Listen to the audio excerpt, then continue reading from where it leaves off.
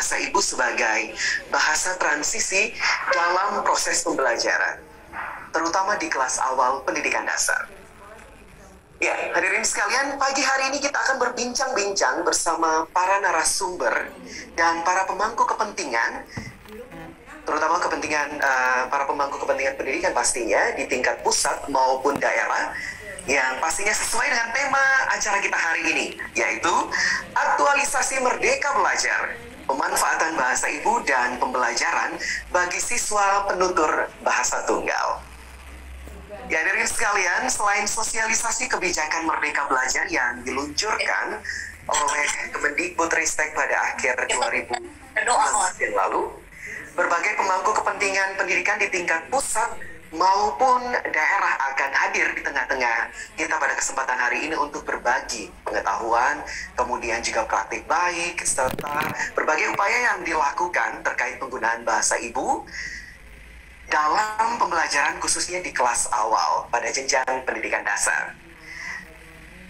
Ini tidak hanya terjadi di Indonesia ya Bapak Ibu sekalian, tetapi juga di negara lain. Kita juga akan mengetahui dukungan kebijakan yang dilakukan baik di tingkat pusat maupun daerah untuk mendukung pendekatan pembelajaran dalam bahasa ibu. Baik, sebelum memulai seluruh rangkaian acara kita pada hari ini, kami mohon para hadirin dalam Zoom dapat mengaktifkan mode senyap selama kegiatan berlangsung, kecuali ketika dipersilakan untuk berbicara. Selain itu kami mohon untuk dapat mengisi lembar refleksi di https://bit.ly/TINTT2 refleksi. Karena kami sangat mengharapkan masukan dari Bapak dan Ibu sekalian. Tautan ini juga akan dibagikan oleh panitia pada ruang obrolan Zoom dan YouTube. Lembar refleksi ini baru dapat diisi ya Bapak Ibu pada pukul 10 waktu Indonesia Barat dan atau pada pukul 11 waktu Indonesia Tengah. Sertifikat juga akan tersedia dan pastinya akan dikirim oleh panitia ke alamat email sesuai dengan yang Bapak dan Ibu cantumkan pada lembar refleksi. Oleh karena itu kami mohon untuk Anda dapat memastikan bahwa alamat email yang tercantum adalah alamat email yang sudah sesuai. And for those who require English translation, interpretation is available on your Zoom. Apabila Bapak Ibu menginginkan interpretasi dalam Anda, mari kita bersama-sama terlebih dahulu mengawalinya dengan doa kepada Ibu Maria Consolata Sandra Lopez selaku Kasubag Kerjasama Antar Pemerintah, Biro Pemerintahan, Sekretariat Daerah Provinsi Nusa Tenggara Timur, dipersilakan untuk memandu doa. Terima kasih. Selamat pagi semua. Marilah kita berdoa. Izinkan saya membawakan doa ini menurut keyakinan saya iman Katolik. Dalam nama Bapa dan Putra dan Roh Kudus. Amin. Puji dan syukur kami haturkan kehadirat-Mu ya Allah yang Maha Pengasih dan Penyayang. Karena hanya atas berkat dan penyertaan-Mu kami yang tepat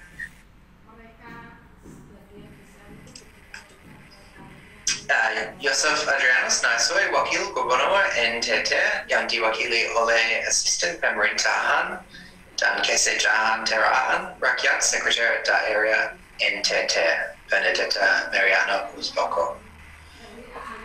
Bapak Amunidin Aziz, Kepala Badan Pengembangan dan Pembinaan dan Bahasa Kemendikbudristek.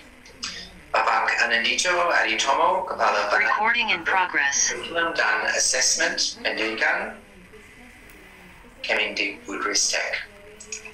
Bapak Yohanes dan Bosco Do, Bupati Nagakeo. Bapak dan Ibu hadirin yang tidak bisa saya sebut satu persatu. Selamat pagi semua. It is great to see you all online this morning for this. senang sekali bisa melihat Bapak Ibu sekalian bertemu dalam acara temu inovasi kedua NTT. Mohon maaf saya berbicara dalam bahasa Inggris untuk sesi pagi ini. Bagi yang belum bertemu saya sebelumnya, nama saya Daniel Woods. Saya adalah konselor pembangunan manusia di Kedutaan Besar Australia di Jakarta. Saya sangat senang bisa hadir di acara pagi ini karena fokus kita adalah penggunaan bahasa ibu dalam belajar mengajar. Kita tahu penggunaan bahasa ibu untuk mengajar literasi dan numerasi dasar untuk anak-anak dapat membantu mengembangkan keterampilan mereka dan sangat penting untuk seluruh pendidikan mereka dan kehidupan mereka. Ini memang menjadi fokus utama kami dalam kemitraan, khususnya di NTT. Penting sekali karena ini memastikan seluruh siswa dapat mengakses pendidikan dan pembelajaran tanpa pengaruh latar belakang bahasa. Kita sudah melihat dampak penggunaan bahasa ibu di kelas awal. Di Sumba Timur kita bekerja dengan pemerintah Sumba Timur dan Sulinama Foundation, dan juga di Sumba Barat Daya dengan pemerintahan Sumba Barat Daya dan Institut Insan Lestari, dan di mana kita meningkatkan jumlah siswa yang lulus dari 28% ke lebih dari 70%.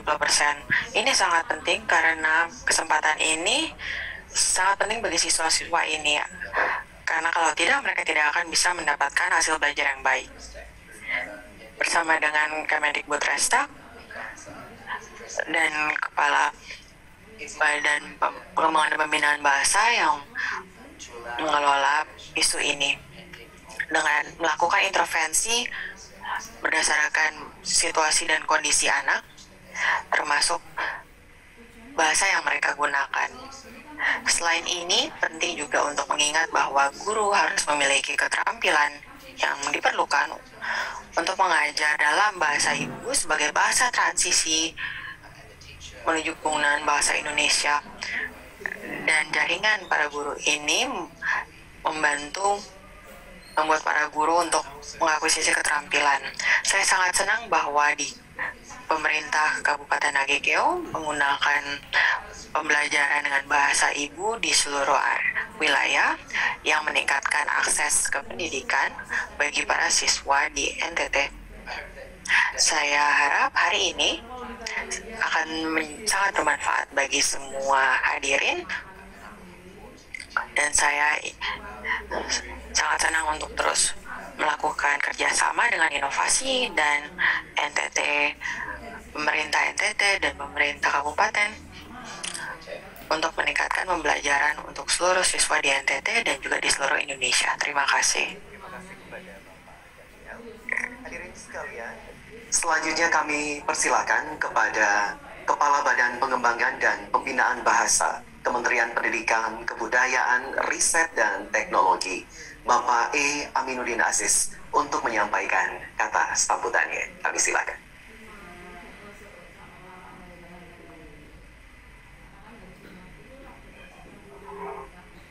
Baik,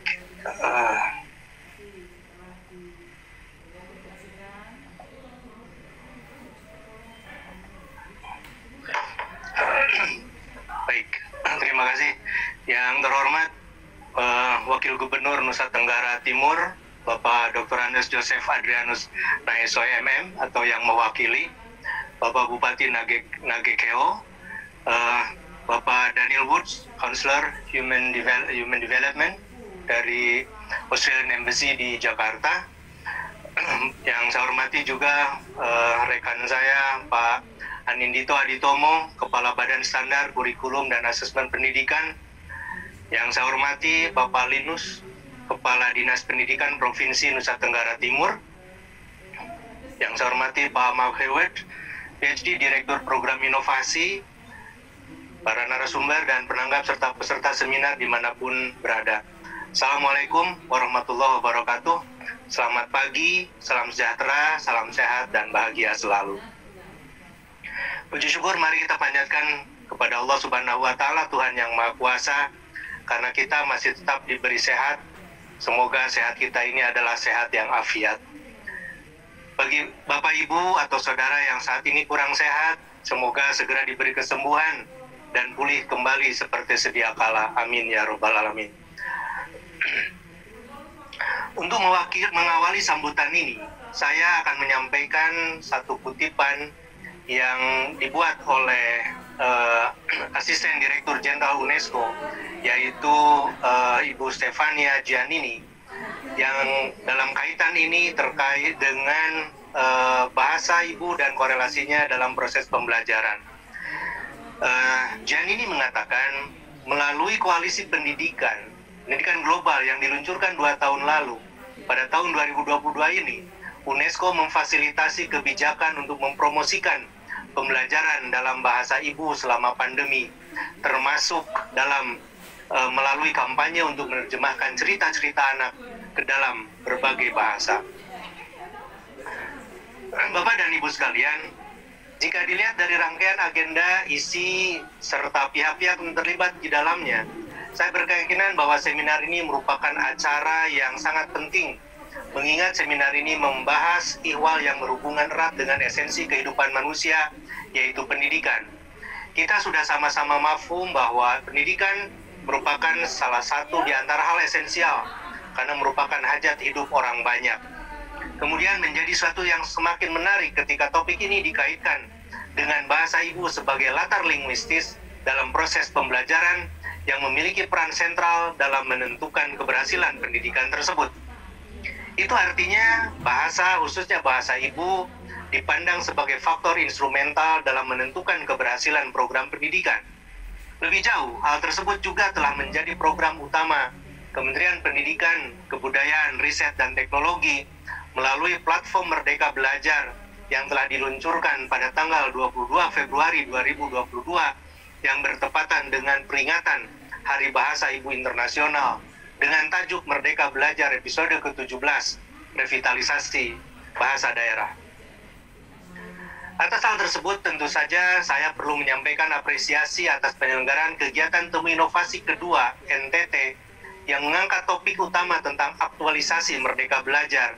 Dalam hal ini, pemanfaatan bahasa ibu dalam pembelajaran di kelas awal bagi anak-anak yang belum bisa berbahasa Indonesia. Kami juga menyampaikan apresiasi atas kerjasama yang cukup intens di daerah-daerah, khususnya di Provinsi Nusa Tenggara Timur, dalam berbagai bentuk kegiatan, di antaranya penulisan buku dalam 2 bahasa, yakni bahasa ibu dan bahasa Indonesia, serta pengembangan perpustakaan digital Uma Baca pada tahun 2021 yang lalu. Semoga langkah baik ini senantiasa menularkan spirit yang positif kepada kita semua, khususnya dalam upaya pengembangan dan pembinaan kebahasaan. Berbicara bahasa daerah dan korelasinya dengan peringatan Hari Bahasa Ibu, umumnya di Indonesia tumbuh kembang sebuah pemahaman bahwa bahasa daerah merupakan bahasa ibu itu sendiri. Pandangan demikian tidaklah keliru, karena memang secara faktual, kebanyakan bahasa ibu kita merupakan bahasa daerah, meskipun tidak selalu demikian. Ada kalanya, bahasa ibu seseorang adalah bahasa nasional, bahkan bahasa asing. Bahasa ibu merupakan bahasa yang pertama kali didengar, yang pada gilirannya kemudian dijadikan sebagai bahasa komunikasi pada masa-masa pertumbuhan. Adapun bahasa daerah lebih berdimensi sosiokultural. Bahasa daerah bukanlah menunjukkan keberadaan dan batas sebuah wilayah pemerintahan, tetapi lebih mengacu pada keterkaitan dan kesatuan budaya dari para penuturnya.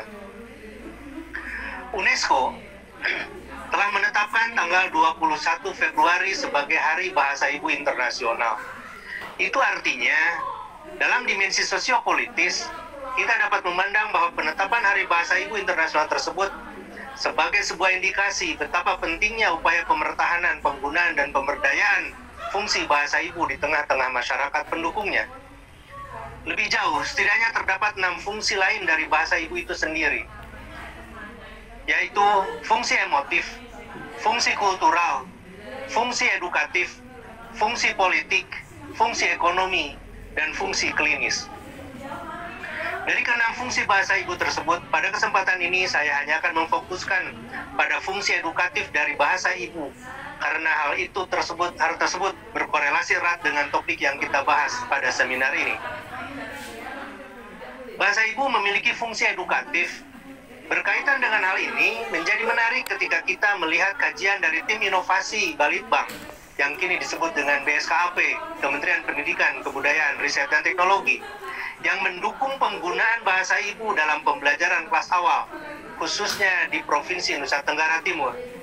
Penelitian ini menunjukkan bahwa ada korelasi yang signifikan antara keberhasilan pembelajaran dengan penggunaan bahasa ibu sebagai bahasa pengantarnya. Kajian UNESCO kian mempertegas hal tersebut. Berdasarkan hasil kajian UNESCO di berbagai negara, UNESCO akhirnya menyimpulkan, kemudian menganjurkan agar bahasa ibu digunakan dalam kegiatan belajar mengajar, khususnya di kelas awal. Anjuran UNESCO ini sangat beralasan, mengingat siswa di kelas-kelas awal diduga kuat akan lebih mudah berkomunikasi dan memahami pelajaran melalui bahasa ibu. Namun, dalam tataran praktis, bukan berarti anjuran UNESCO ini akan mudah dilaksanakan. Hal tersebut akan menjadi dilematis ketika dihadapkan pada kompleksitas keragaman latar belakang bahasa siswa yang ada di dalam kelas. Seperti halnya yang terjadi di Indonesia. Sangat memungkinkan adanya potensi keragaman bahasa ibu para siswa di dalam satu kelompok belajar. Kondisi demikian tentu akan menyulitkan pengajar atau guru dalam menentukan bahasa ibu apa yang akan digunakan dalam proses pembelajaran. Di desa, anjuran UNESCO ini sangat mungkin diimplementasikan. Akan tetapi, di kota-kota besar, anjuran ini akan sulit dilakukan. Namun, setidaknya anjuran UNESCO ini berangkat dari spirit yang positif, bahwa bahasa ibu pada hakikatnya dapat berfungsi secara instrumental dalam mencapai tujuan pembelajaran yang telah dicanangkan. Hal tersebut tentu merupakan asumsi yang didasarkan pada pemikiran bahwa para siswa memiliki bahasa ibu yang relatif homogen dan bahasa Indonesia masih menjadi bahasa kedua mereka.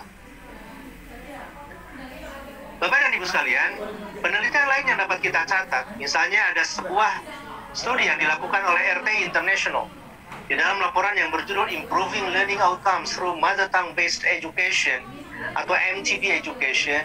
RTI International melakukan pengkajian di 22 negara berkembang dengan 160 bahasa yang dipakai sebagai bahasa pengantar pada proses pembelajarannya. Laporan tersebut menyatakan bahwa penggunaan bahasa ibu di sekolah memberikan manfaat sebagai berikut yang bisa dibaca di dalam layar. Ya, ada 6 manfaat di sana. Mereka kemudian mengaitkan faktor-faktor yang harus dipertimbangkan di dalam merancang program pembelajaran yang berbasis bahasa ibu ini. Dengan menyebut misalnya pertama terkait dengan model bahasa yang akan digunakan dengan tujuan pendidikan. Apakah bahasa ibu itu akan digunakan sebagai bahasa untuk pemertahanan atau language maintenance atau bahasa transisi, ya, transitional language untuk pembelajaran bahasa berikutnya. Yang kedua, distribusi atau sebaran bahasa. Apakah situasi kelas itu homogen? Adakah bahasa mayoritas yang digunakan oleh para siswa atau bahasa yang lebih dominan? Bagaimana pengaturan kelasnya? Dan sebagainya, dan sebagainya. Yang ketiga, rekrutmen guru dan persiapannya. Bagaimana kualifikasi guru untuk mengajar dalam bahasa ibu? Yang keempat, pengembangan dan penyiapan materi pembelajaran. Yang kelima, dukungan orang tua dan masyarakat. Bagaimana nih dukungan yang diberikan? Apakah kuat atau tidak? Dan yang terakhir, terkait dengan penyusunan kebijakan-kebijakan di dalam sektor pendidikan. Bapak dan Ibu sekalian, berbagai riset lainnya, hasil yang seperti dilakukan studi di Pakistan, di Ghana, Filipina, dan Nepal, memperlihatkan hasil yang tak jauh berbeda, bahwa ada korelasi signifikan antara peningkatan hasil belajar dengan penggunaan bahasa ibu sebagai bahasa pengantarnya. Dalam konteks Indonesia, di Bali, Jawa Timur, dan NTT, ya, misalnya penggunaan bahasa ibu dan juga di NTB sebagai bahasa pengantar dalam pembelajaran secara signifikan telah menghasilkan keuntungan sosiokultural yang pada gilirannya dapat mendukung vitalitas bahasa serta mencegah kepunahan bahasa dan budayanya. Atas dasar hal tersebut, sudah barang tentu bahwa hasil-hasil empiris tersebut dapat menjadi landasan kuat bagi kita untuk memulai mengenalkan dan mempromosikan penggunaan bahasa ibu dalam proses pembelajaran di sekolah-sekolah yang ada di negeri ini. Lebih jauh, penggunaan bahasa ibu dalam pembelajaran juga akan mendorong proses pewarisan nilai dan kearifan lokal yang pada gilirannya dapat membentuk dan pribadi dan karakter yang kuat. Bapak dan Ibu sekalian, mengingat pentingnya pemertahanan dan pengembangan bahasa ibu itu, pada tahun 2021 yang lalu, kami melakukan uji coba revitalisasi bahasa daerah berbasis sekolah dan komunitas tutur di 3 provinsi, yaitu Jawa Barat untuk bahasa Sunda, Jawa Tengah untuk bahasa Jawa, dan Sulawesi Selatan untuk bahasa Makassar, Bugis, dan Toraja. Bukan hanya masyarakat pegiat pelestarian bahasa daerah yang antusias menyambut inisiatif ini, tetapi juga para pemangku kepentingan di Dinas Pendidikan, kepala sekolah, pengawas, dan orang tua. Terlebih dari itu, para siswa sebagai penutur muda bahasa daerah yang diharapkan akan menjadi penutur aktif bahasa daerah di masa mendatang, kelihatan sangat bersemangat mengikuti program uji coba ini. Tidak kurang dari 1 juta siswa dan puluhan ribu guru, kepala sekolah, pengawas, dan komunitas pegiat pelindungan bahasa daerah di 3 provinsi itu ikut berpartisipasi. Melihat keberhasilan itu, gambaran kondisi tentang bahasa-bahasa daerah di Indonesia. Dan dari kajian revitalisasi yang sudah kami para siswa,